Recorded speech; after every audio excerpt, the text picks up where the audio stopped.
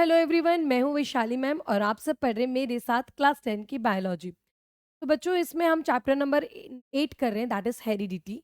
और हमने अभी तक डिस्कस कर लिया है कि हेरिडिटी क्या है, वेरिएशन क्या है, इनहेरिटेंस क्या है। तो हमने इंट्रोडक्शन किया हुआ है, ठीक है। बच्चों, मैं तुम्हें हर चीज़ ना, छोटी छोटी चीज़ें जो है वो थोड़ा डिटेल में समझाती हूँ, हर एक टर्म का एक्सप्लेनेशन देती हूँ। रीज़न फॉर दैट इज़ कि अगर जब तुम्हारे बेसिक टर्म्स क्लियर होंगे ना बच्चों, तो तुम्हें आगे जो कंसेप्ट्स है, जो इंपॉर्टेंट कंसेप्ट्स है, 11th-12th में जब आप जाओगे और आप साइंस स्ट्रीम लोगे, तो आपको बहुत अच्छे से समझ में आएगा। तो इसीलिए आपको हर एक चीज़, हर एक वर्ड का मीनिंग बहुत क्लियरली आना चाहिए। तो अगर आपको ऐसा लगता है कि कोई टर्म है, कोई मीनिंग है जो मैं आपको शायद नहीं समझा पाई हूँ, तो प्लीज़ कमेंट मी डाउन। कोई भी मीनिंग आपको जानना है कोई वर्ड का, तो मुझे प्लीज़ कमेंट करके बताना कि आपको कौन-सा वर्ड है जो ज़्यादा और डिटेल में समझना है। वैसे मैं हर एक चीज़ को बहुत डिटेल में समझाने की ट्राई करूँ, बट स्टिल अगर आपको कहीं पे भी कोई भी टर्म का मीनिंग नहीं समझ में आ रहा है, तो जस्ट कमेंट मी डाउन और मैं आपको उसका मीनिंग एक्सप्लेन कर दूँगी। ओके, अब इस चैप्टर में हम आगे देखते हैं। तो बच्चों, जैसे हमने लास्ट क्लास में डिस्कस किया था कि मदर और फादर दोनों का कंट्रीब्यूशन होता है। हमने ईयर लोब वाला एग्जाम्पल लिया था, है ना? कि फादर के अटैच ईयर लोब्स थे और मदर का फ्री ईयर लोब था। उसके बावजूद बच्चे में सिर्फ अटैच ईयर लोब आया, फ्री वाला कहाँ चला गया? वो क्यों नहीं आया? तो हम देखते हैं कि भाई मदर और फादर दोनों 50% कंट्रीब्यूट करते हैं। दोनों का इक्वल कंट्रीब्यूशन होता है बच्चों, बट तब भी जो बच्चा होता है वो अलग क्यों दिखता है? या मैं ऐसा भी बोल सकती हूँ, बच्चा जो है वो, जैसे अब इसने हाइट अपने पापा की एक्सप्रेस की, मम्मी की क्यों नहीं की? कलर इसने मम्मी का लिया, पापा का क्यों नहीं लिया? What is the reason? भई ये मिक्स कैरेक्टर्स कैसे आ रहे हैं और एक चीज़ एक्सप्रेस हो रही है, एक चीज़ नहीं एक्सप्रेस हो रही है, इसका क्या रीज़न है? And if the different trait, then what percentage of trait goes to offsprings? मतलब पेरेंट्स से हमको पता है 50-50 मिलते हैं, बट 50-50 में से भी कुछ ट्रेट एक्सप्रेस हो रहे हैं मदर के, कुछ फादर के एक्सप्रेस हो रहे हैं। तो what is the reason for that? ये सब चीज़ें में बहुत कन्फ्यूज़न सबको हो रहा था। तो इन सब अनआंसर्ड क्वेश्चन का देने के लिए आए थे एक बहुत फेमस जेनेटिस्ट, जिनका नाम है ग्रिगोर मेंडल। ठीक है, जिनका क्या नाम है? Grigor Mendel.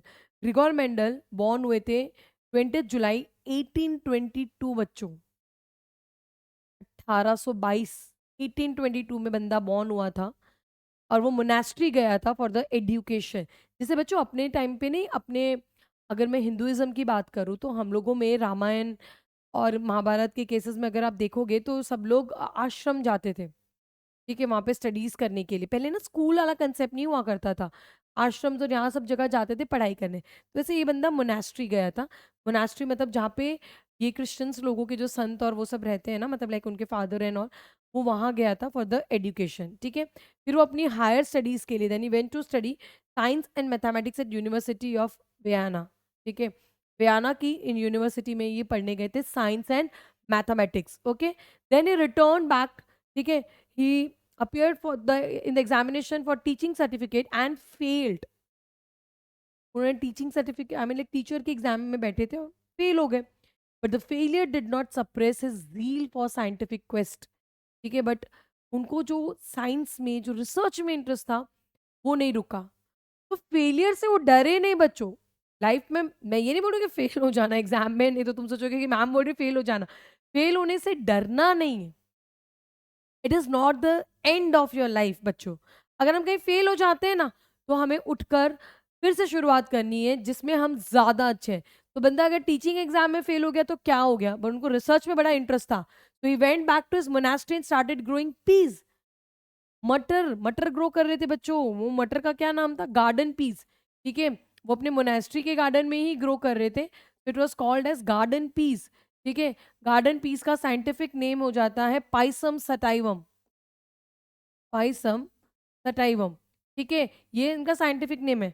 तो वो फेल हो गए, बट फिर भी वो फेल हो गए, बट फिर भी उन्होंने अपनी रिसर्च के लिए जो उनका पैशन था ना, वो उन्होंने कंटिन्यू रखा मोनास्ट्री में आके, ठीक है? सो मोनास्ट्री में चले गए, गार्डन पीस ग्रो करने लग गए।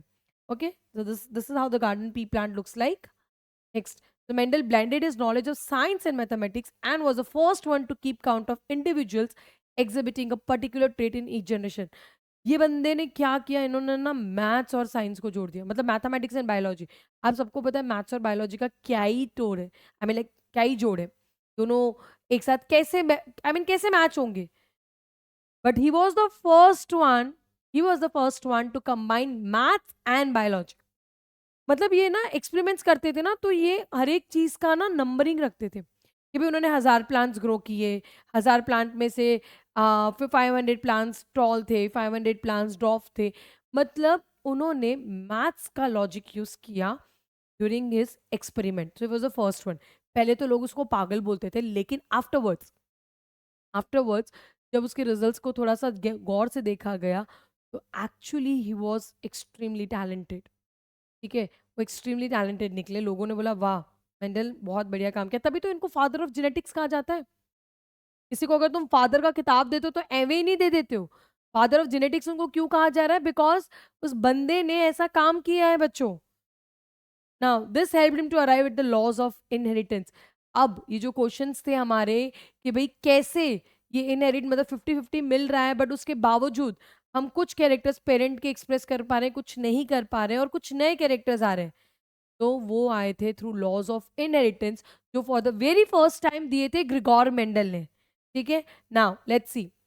तो ग्रिगोर मेंडल के एक्सपेरिमेंट में ग्रिगोर मेंडल ने क्या यूज किया था? Pisum sativum, that is garden pea plant.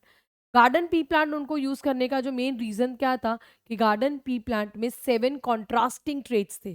Contrasting traits मतलब मैं आपको समझाती हूँ, कैरेक्टर्स थे। जैसे कि सपोज हम लेते हैं हाइट ऑफ प्लांट, तो उसमें ना दो ही तरह के प्लांट्स थे, टॉल या डॉफ। जैसे वो जो पूरी कम्युनिटी होगी ना गार्डन पी प्लांट्स की, तो दो ही तरह के प्लांट्स थे, या तो टॉल होंगे या तो डॉफ होंगे, बीच का कोई नहीं था। This is called contrasting traits. सिर्फ दो ही ट्रेट्स है, एक कैरेक्टर के दो ही ट्रेट। कैरेक्टर क्या हो गया? हाइट। कैरेक्टर क्या हो गया? हाइट। और ट्रेट्स क्या हो गए? Tall and डॉफ। ठीक है, हाइट कैरेक्टर हो गया और ये दोनों ट्रेट्स हो गए उसके। ओके, तो दो ही थे। फिर इसके बाद अगर हम बात करते हैं सेकंड की, the colour of the flower. जो पी प्लांट का फ्लावर था उसका कलर क्या था? आपका पर्पल एंड व्हाइट।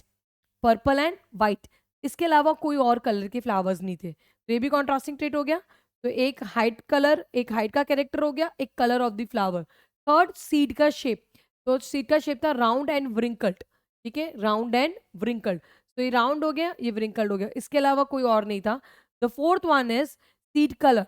ठीक है, सीड कलर में yellow and green, yellow and green. तो ये 4 कॉन्ट्रास्टिंग ट्रेट्स है, अभी फिलहाल बोर्ड पे आप देख सकते हो। पी प्लांट के साथ काम करना क्यों इजी था? क्योंकि उसमें कॉन्ट्रास्टिंग कैरेक्टर्स देखने को मिल रहे थे। जैसे कि अगर हम हाइट लेते तो उसमें 2 ट्रेट थे, टॉल एंड डॉफ, तीसरा कोई नहीं था। फ्लावर का कलर लेते हैं तो पर्पल एंड व्हाइट, तीसरा कोई नहीं। सीड का कलर ले लो येलो एंड ग्रीन, सीड का शेप ले लो राउंड एंड व्रिंकल। नेक्स्ट और 3 कैरेक्टर्स देखते हैं। पॉड का कलर, पॉड यानी वो जो मटर का छिलका होता है, ग्रीन एंड येलो। पॉड का शेप देख लेते हैं, फुल एंड कॉन्स्ट्रिक्टेड। ठीक है, मतलब अच्छे से फुला हुआ या ऐसा एकदम सुकड़ा हुआ। Okay, and the last one is your position of flower, that is axial and terminal. Axial यानी टिप पर, टर्मिनल मतलब साइड्स पे। ठीक है, टिप पे या साइड्स पर फ्लावर की पोजीशन है। तो बच्चों पी प्लांट के साथ काम करना क्यों इजी था? क्योंकि उसमें ये 7 कॉन्ट्रास्टिंग ट्रेट्स थे जो इतनी आसानी से दूसरे प्लांट्स में देखने को नहीं मिल रहे थे। ठीक है, ऊपर से इसकी जो लाइफ साइकिल थी वो भी बहुत शॉर्ट थी, फटाफट फटाफट ग्रो कर जाते थे बच्चों। और इनके साथ क्रॉस पॉलिनेशन, सेल्फ पॉलिनेशन करना भी ईजी था। तो इस रीज़न की वजह से हमारे जो ग्रिगोर मेंडल है, जो फादर ऑफ जेनेटिक्स है, उन्होंने garden pea plant that is Pisum sativum को सिलेक्ट किया था बच्चों। अब उन्होंने कैसे इस पे एक्सपेरिमेंट्स किए थे, जो 2 एक्सपेरिमेंट्स है मेन, वो हम इस चैप्टर में देखेंगे। और उस एक्सपेरिमेंट से जो उन्होंने लॉज ऑफ इनहेरिटेंस डिराइव किए थे, वो हम नेक्स्ट लेक्चर में देखेंगे। सो स्टे ट्यून, और अगर आपको कोई भी डाउट रहता है तो just comment me down, like share and subscribe, and thank you everyone.